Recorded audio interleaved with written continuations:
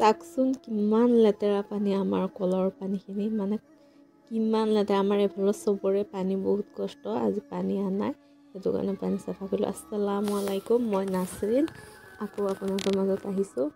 এয়া উৰহি মানে আমাৰ আম্মাই পেলাই থৈ দিছে সেইটো কাৰণে মানে বুটলি লৈছোঁ। তাৰপাছত কাঁহী বাতি চাফা কৰিবৰ কাৰণে ওলাইছোঁ। কাঁহী বাতি চাফা কৰি লৈ বোলো কাম বনখিনি কৰোঁ, আজি ঘৰটো চাফা কৰোঁ। মোৰ গাটোও বেছি ভাল নহয়, হ'লেও কামখিনি কৰিবৰ কাৰণে আহিছোঁ। নকৰিলেতো নহ'ব, কিমান লেতেৰা হৈছে চব কাঁহী বাতি তাকে চাফা কৰোঁ। আম্মাই মানে ইমানখিনি কৰিব নোৱাৰে ন, আৰু কৰিবও নিদোঁতে কৰিব মানে নোৱাৰা হৈ গ'ল। চাফ পেলাই লৈ পূৰা চাফা কৰি আছোঁ এইবিলাক। তাৰপাছত মানে পূৰা মুচি লৈ পেলাই বোলো বেলেগ কাম কৰোঁগৈ। কাম কিন্তু শিকিছোঁ, থাকিলেহে শিকিব পৰা যায়। এয়া কাঁহী বাতি ওলোৱালোঁ মানে মাজিবৰ কাৰণে, কাঁহী বাতিখিনি মাজোঁগৈ বোলো।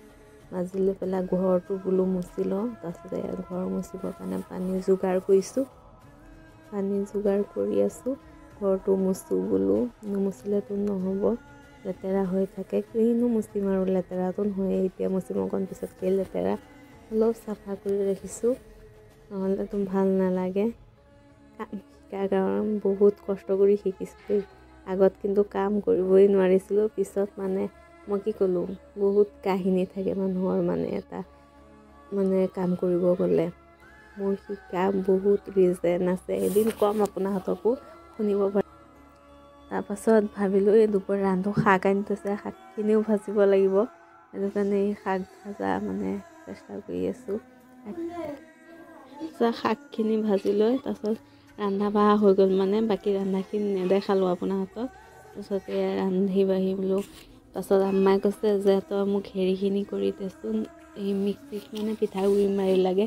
তাৰপিছত ভাবিলোঁ মাৰি দিওঁগৈ, বহিয়েইতো নাছোঁ, কাৰণ পিছতকৈ আকৌ কাম ওলাব, সেইটো কাৰণে সোনকালে বোলো সেইখিনি মাৰি দিওঁ, নহ'লেতো নহ'বই।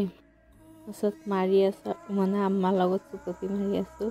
তাৰপিছত আম্মাই কৈছে মই কিন্তু চালিব নাজানো, তাকে আম্মাক কৈছোঁ যে তুমি চালি দিয়া, মই পিছত বোলো কামখিনি কৰোঁ। আৰু চালিবলৈ মানে মই ঢেঁকীত এবাৰ চালিব গৈছিলোঁ, মোৰ হাতটো ঠিক আছে আজিলৈ ইমানেই।